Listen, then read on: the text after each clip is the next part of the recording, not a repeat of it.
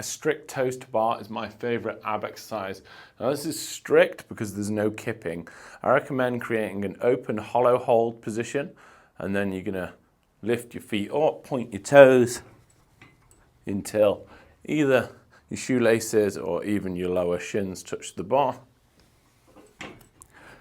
It's really tempting to bend the elbows whilst doing this, but you want to keep straight arms.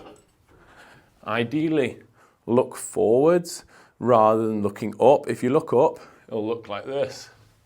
And that's okay, but it's going to use a lot more lats, and we want to work on that ab strength by rolling the hips with a slight movement at the armpit.